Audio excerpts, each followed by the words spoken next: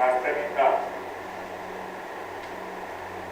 પૂજ્ય મહાત્મા ગાંધીજીની જન્મ જયંતિના અવસર પર યોજાયેલી આજની સર્વધર્મ પ્રાર્થના સભામાં આપણી સૌની સાથે ઉપસ્થિત મારા સાથી મંત્રી શ્રી કુંવરજીભાઈ બાવળિયા, પૂજ્ય ભાઈ શ્રી રમેશભાઈ ઓઝા, પોરબંદર જિલ્લા પંચાયતના પ્રમુખ શ્રી પરબતભાઈ પરમાર, મારા સાથી ધારાસભ્ય શ્રી અર્જુનભાઈ મોઢવાડિયા,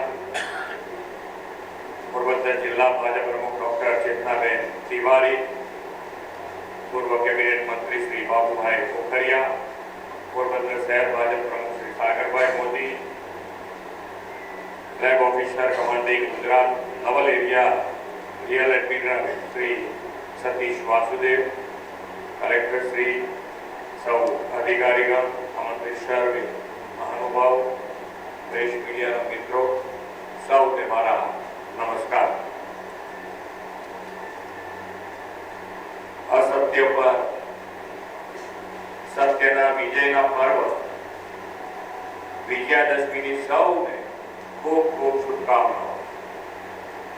એવા જ સત્યના પૂજારી મહાન યુગ પુરુષ રાષ્ટ્રપિતા મહાત્મા ગાંધીજીની જન્મ જયંતિએ તેમની દિવ્ય ચેતનાને પણ કોટી કોટી વંદન કરું. મહાત્મા ગાંધીજીને યાદ કરતા જ આપની નજર સમક્ષ એક સેવાભાવી સંત, અહિંસાના ઉપાસક, અદના વિશ્વ માનવનું ચિત્ર ઉપસી આવે છે. આ માટીમાં જન્મેલા મોહનદાસ ગાંધી આજે સાબરમતીના સંત અને અહિંસાના પૂજારી તરીકે સમગ્ર વિશ્વમાં પૂજાય છે.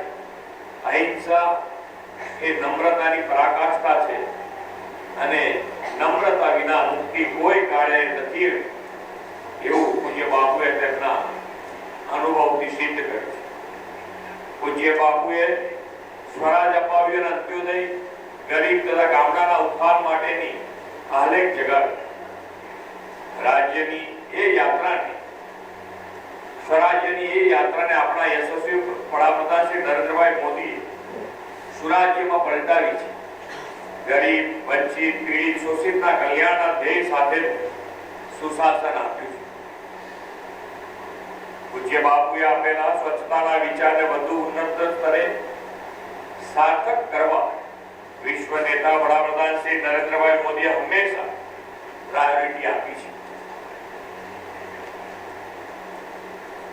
તેમણે જાતે હાથમાં ઝાડુ લઈને સફાઈને જન આંદોલન બનાવ્યું છે અને દેશ અને દુનિયામાં દાખલો બેસાડ્યો છે.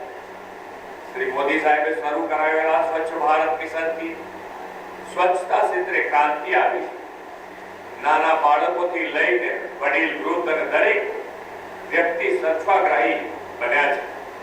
છેવાડાના લોકોને લાભ પહોંચાડીને તેમના આર્થિક, સામાજિક જીવનમાં પરિવર્તનનો વિચાર મહાત્મા ગાંધીજીની પ્રેરણા છે. ગયા 11 વર્ષમાં શ્રી મોદી સાહેબના નેતૃત્વમાં ગરીબ, વંચિત અને છેવાડાના માનવી સુધી સુખ સુવિધા પહોંચાડવાની નેમ સાથે રાષ્ટ્રના વિકાસનું પૂજ્ય બાપુએ જોયેલું સપનું સાકાર થઈ રહ્યું છે. મહાત્મા ગાંધીજીએ સૂતરના તાંતણે ખાધી અને સ્વદેશીની આઝાદ ભારત માટેની પીઠિકા ઘડીને આઝાદી અપાવી છે.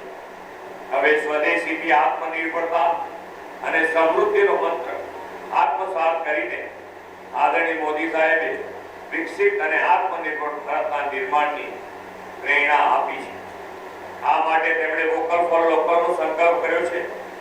સ્વદેશી ચળવળનું પ્રતીક એવી ખાદીના ઉત્પાદન અને વેચાણમાં વડાપ્રધાનશ્રીના પ્રયાસોથી 4 થી 5 ગણો વધારો અને તેનાથી 2 કરોડ જેવી નોકરી પણ ઊભી થઈ છે.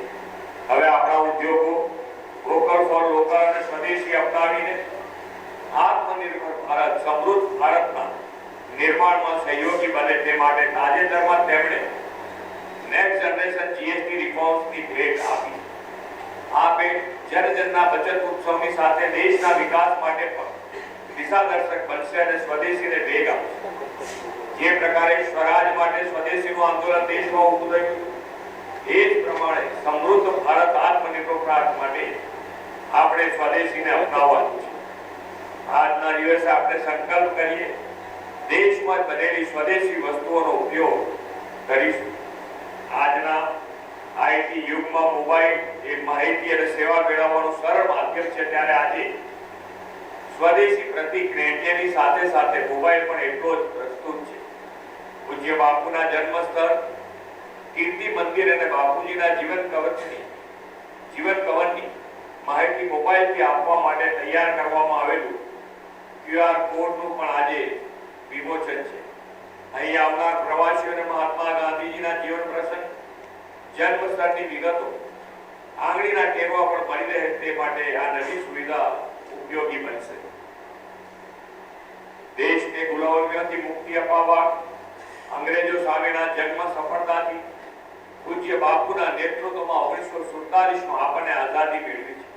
હવે 2047માં આઝાદીની શતાબ્દી વિકસિત ભારતના સપનાને સાકાર કરવાની અમૂલ્ય તક આપણને મળી છે.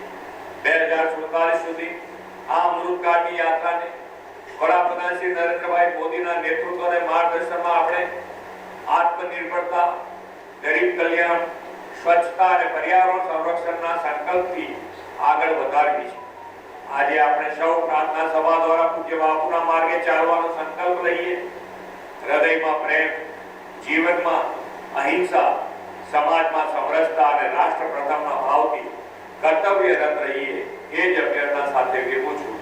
ભારત માતા કી જય. વંદે માતરમ. જય જય.